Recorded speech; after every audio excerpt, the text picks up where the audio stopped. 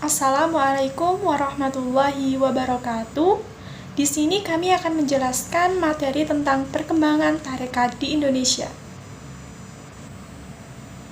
Saya Fitri Maulidia Hayati NIM 028 akan menjelaskan tentang latar belakang perkembangan tarekat di Indonesia. Sejarah tarekat di Indonesia diyakini sama dengan sejarah masuknya Islam ke Nusantara itu sendiri. Para sejarawan meyakini Islam bercorak sufistik. Itulah yang membuat penduduk Nusantara yang semula beragama Hindu-Buddha menjadi tertarik dengan agama Islam. Karena agama Islam itu dianggap lebih mudah beradaptasi dengan tradisi tarekat yang dibawa oleh para wali. Besarnya pengaruh tarekat dalam Islamisasi juga didukung dengan temuan sejarah bahwa sebenarnya Islam sudah masuk di Nusantara abad ke-7 dan di Jawa abad ke-11 Masehi. Namun, sejauh itu tidak cukup signifikan mengubah agama masyarakat Nusantara. Agama Islam saat itu hanya menjadi agama para pendatang yang berkumpul dalam komunitas-komunitas kecil di beberapa kota, seperti Jawa, Gresik, Indramayu, Semarang. Sementara penduduk asli diceritakan masih hidup dengan agama nenek moyang. Proses Islamisasi Nusantara terjadi secara besar-besaran pada penghujung abad ke-14 atau abad ke-15 bersamaan dengan perkembangan tasawuf akhlaki yang ditandai dengan munculnya aliran-aliran tarekat di Timur Tengah. Fase itu sendiri dimulai sejak Imam Abu Hamid Muhammad Al-Ghazali yang merumuskan konsep tasawuf moderat yang memadukan keseimbangan unsur akhlak, syariat, dan filsafat. Konsep itu diterima secara terbuka oleh kaum fuqaha yang sebelumnya menentang habis-habisan ajaran tasawuf falsafi yang kontroversial. Dilanjutkan dengan bermunculannya pusat-pusat pengajaran tasawuf yang dipimpin oleh para sufi terkemuka seperti Syekh Abdul Qadir Al-Jailani yang ajaran tasawufnya menjadi dasar thariqah Qadiriyah. Ada juga Syekh Najimuddin Kubro, sufi Asia Tengah pendiri thariqah Kubrowiyah, Syekh Abdul Hasan Ali Ash-Shadzili, pendiri thariqah Saziliyah asal Maghribi Afrika Utara. Pada awal abad ke-14 juga lahir tarekat Naqsabandiyah yang didirikan oleh Syekh Muhammad Bahauddin An-Naqsabandi di Khurasan dan tarekat Syatoriyah yang didirikan oleh Syekh Abdul Aziz Syatori. Nah, tarekat-tarekat ini kemudian menyebar ke seluruh dunia, termasuk ke Nusantara, melalui para penyebar agama Islam. Mencapai puncaknya pada abad ke-17 sampai 18 bersamaan dengan orang-orang Jawa yang naik haji. Hingga saat ini, tak kurang dari 44 tarekat telah ada dan tersebar di seluruh Indonesia. Baik, selanjutnya akan saya lanjutkan pemaparan mengenai tokoh tarekat di Indonesia. Yang terakhir ada Kiai Haji Abdurrahman Muslih Manggen Demak. Yang pertama, biografi singkat Kiai Haji Abdurrahman Muslih. Beliau Kiai Haji Abdurrahman Muslih atau yang biasa dikenal dengan Mbah Muslih atau Kiai Muslih lahir di Suburan Meranggen pada tahun 1908 dari pasangan Syekh Abdurrahman dan Hajah Sofia. Beliau merupakan 3 bersaudara.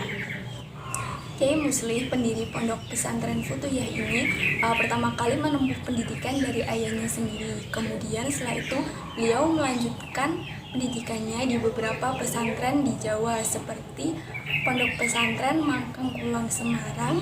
Kemudian beliau juga pernah berguru kepada Kiai Haji Maimun Zubair almarhum, kemudian kepada Kiai Haji Imam Sarang di Rembang, kemudian juga di Tremas Pacitan, dan beliau pun belajar ilmu thariqah kepada Syekh Abdul Latif Al-Bantani dan Syekh Yasin Al-Fauloni Al-Makki dari Makkah. Beliau Kiai Muslih terkenal sebagai ulama yang membidangi berbagai bidang ilmu agama seperti nahwu, shorof, tasawuf, dan ilmu-ilmu lainnya. Kemudian beliau juga telah menulis beberapa kitab seperti Umdatus Salik, Nurul Burhan, Uqudul Juman, dan lain sebagainya. Kiai Muslih wafat pada bulan Syawal tahun 1981 dan beliau pun dimakamkan di Makla, yaitu bersebelahan dengan makam Sayyidatina Asma binti Abu Bakar As-Siddiq. Poin yang kedua yaitu pemikiran tarekat Kiai Haji Abdurrahman Muslih Meranggen Demak. Beliau Kiai Muslih adalah tokoh tarekat Qadiriyah wa Naqsabandiyah. Pemikiran beliau dapat dilihat dari karyanya yang berjudul Umdatus Salik fi Khairil Masalik. Kitab ini beliau anggit pada tahun 1956 Masehi dan merupakan syarah daripada kitab Fathul Arifin karya daripada Syekh Muhammad Ismail bin Abdurrahim Al-Bali dari Bali. Kitab Fathul Arifin ini sendiri merupakan kitab yang berisi ajaran daripada pendiri Thariqah, yaitu Syekh Khatib Sambas. Dalam kitab ini, Kiai Muslim menjelaskan sanad Thariqat Qadiriyah wa Naqsabandiyah. Sanad Thariqat Qadiriyah berasal dari sahabat Ali bin Abi Thalib, sedangkan sanad Thariqat Naqsabandiyah berasal dari sahabat Abu Bakar As-Siddiq. Nah, sanad ini bertemu langsung kepada Rasulullah SAW. Kemudian beliau juga menjelaskan bahwa inti zikir daripada Thariqat Qadiriyah ialah la ilaha illallah, sedangkan inti zikir daripada Thariqat Naqsabandiyah adalah Allah. Nah, zikir ini juga berasal dari hadis yang musalsal dari Ali bin Abi Thalib. Kiai Muslim kemudian menjelaskan tata cara talqin dan baiat daripada Thariqat Qadiriyah wa Naqsabandiyah.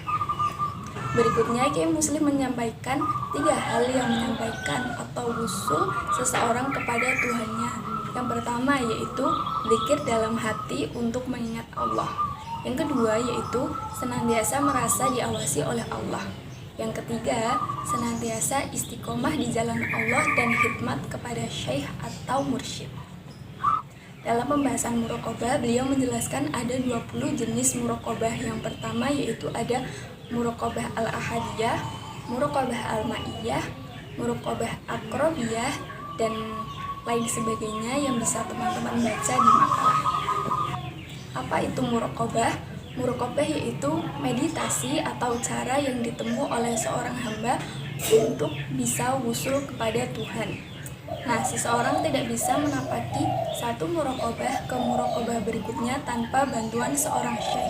Oleh karena itu, dalam thariqat, peranan seorang syekh atau mursyid itu sangat penting.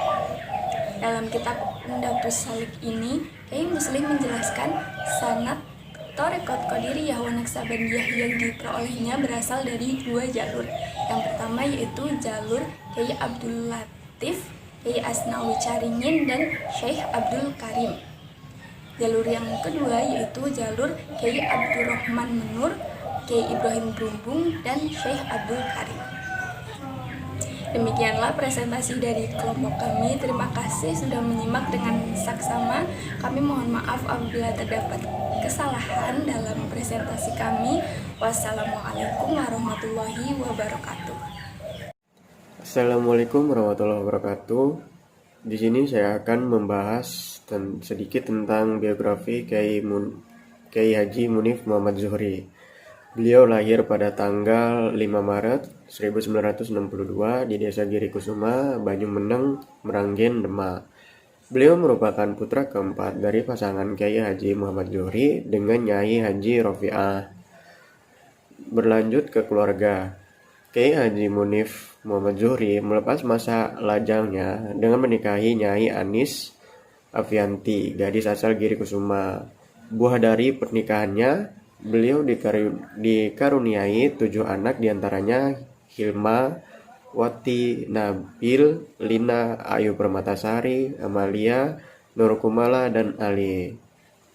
Selanjutnya, pendidikan beliau yang diawali di sekolah dasar di Meranggen, namun di sekolah dasar beliau tidak dapat menyelesaikannya. Kemudian beliau menempuh pendidikannya di pondok pesantren, diantaranya Pondok Pesantren Futuhiyah Meranggen dan yang lainnya. Tak hanya itu, beliau juga menjadi pengasuh pesantren. Setelah pulang dari pondok, beliau langsung disuruh ngajar di pondok pesantren yang didirikan oleh kakeknya yang bernama Syekh Kiai Muhammad Hadi. Beliau mengasuh pesantren Giri Kusumo menggantikan kakaknya Kiai Haji Nadhif Zuhri. Tak hanya itu, beliau juga termasuk mursyid thariqah, karena banyak masyarakat yang heran atau kagum kepada beliau karena Bisa dikatakan beliau tidak dapat mengaji saat di pondok, tetapi beliau bisa mengajar di pondok pesantrennya, dapat memimpin pengajian Thariqah Naqsabandiyah Khalidiyah, serta mampu menarik perhatian para masyarakat untuk mengikuti pengajiannya, salah satunya yaitu pengajian Jamuna atau Jamaah Muji Nabi yang dilakukan setiap hari Jumat. Oke, sekian, terima kasih. Wassalamualaikum warahmatullahi wabarakatuh. Saya akan melanjutkan pembahasan yang berikutnya, yaitu tokoh tarekat di Indonesia. Yang ketiga ada Maulana Al-Habib Muhammad Lutfi bin Ali bin Yahya Pekalongan, atau yang kita kenal dengan Abah Lutfi, ya, guru kita semua. Yang pertama saya akan menjelaskan mengenai biografi singkat beliau. Nah, Abah ini dilahirkan di Pekalongan, tepatnya pada tanggal 10 November 1946 atau pada tanggal 27 Rajab tahun 1367 Hijriah. Abah ini dilahirkan dari seorang syarifah yang bernama Syahidah Al-Karimah Asy-Syarifah Nur. Abah ini selain sebagai seorang ulama, beliau juga aktif dalam organisasi Nahdlatul Ulama sebagai salah satu anggota Syuriah PBNU. Selain aktif sebagai salah satu anggota Syuriah PBNU, Abah juga merupakan Ketua Umum Majelis Ulama Indonesia di Jawa Tengah. Selain itu, Abah juga adalah Rois Am-Jamiyah Ahlu Thariqah Al-Mu'tabaroh An-Nadiyah atau CHATMA. Riwayat pendidikan Abah terutama mengenai pendidikan agama, tentu saja beliau mendapatkan ilmu agama Islam dari ayahanda tercintanya, yaitu Al-Habib Al-Hafiz Ali Al-Ghalib. Setelah mendapatkan pelajaran agama dari ayahandanya, setelah memperoleh pendidikan langsung dari kedua orang tuanya pada usia 12 tahun, Abah kecil mulai mengembara mencari ilmu. Pada usia itu, ia ikut pamannya, yaitu Habib Muhammad di Indramayu, Jawa Barat. Selanjutnya pada usia remaja, beliau dinikahkan dengan seorang gadis yang masih tergolong satu kerabat, yaitu Syarifah Salma binti Hashim bin Yahya. Dari pernikahan tersebut lahir 2 orang anak laki-laki dan 3 perempuan, yaitu Syarif Muhammad Bahauddin, Syarifah Zainab, Syarifah Fatimah, Syarifah Umi Hani, dan Syarif Husain. Kemudian Abah mendapat ijazah dari guru-gurunya, yaitu ijazah khas dan juga am dalam dakwah dan nasrul syariah, thariqah, tasawuf, kitab-kitab hadis, tafsir, sanad, riwayat, diroyat, nahwu, kitab-kitab tauhid, tasawuf, bacaan-bacaan aurat, hizib-hizib, kitab-kitab sholawat, kitab thariqah, sanad-sanadnya, nasab, kitab-kitab kedokteran. Abah mengambil thariqah dan Hirqah Muhammadiyah dari para tokoh ulama. Kemudian dari guru-gurunya, Abah juga mendapat ijazah untuk membaiat dan menjadi mursyid. Nah, kemudian saya akan menjelaskan peranan Abah dalam organisasi. Yang pertama ada MATAN, yaitu Mahasiswa Akhlit Thariqah Al-Mu'tabaroh An-Nadiyah, adalah organisasi tarekat untuk kalangan mahasiswa yang diperkasai oleh Maulana Habib Muhammad Lutfi bin Yahya Pekalongan. Kemudian yang kedua ada Rois Am-Jamiyah Jamiyah Al-Thariqah Al-Mu'tabaroh An-Nadiyah yang berafiliasi kepada organisasi Islam Nahdlatul Ulama, jabatan organisasi Habib Lutfi bin Yahya. Kemudian yang ketiga saya akan menjelaskan mengenai pemikiran pendidikan sufistik Abah. Nah, pendidikan sufistik Abah adalah pendidikan syariat dengan tujuan tasawuf.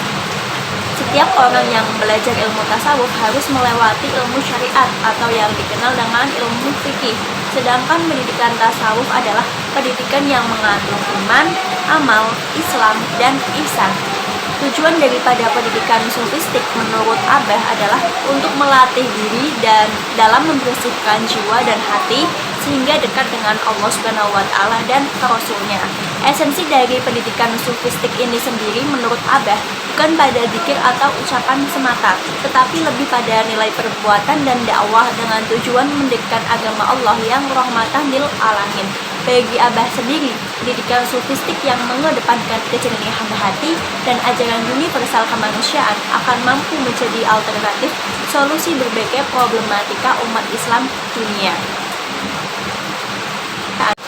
Baik, itu tadi penjelasan dari kelompok kami. Kami mohon maaf apabila ada kata-kata yang salah, mohon dimaafkan ya. Terima kasih. Wassalamualaikum warahmatullahi wabarakatuh.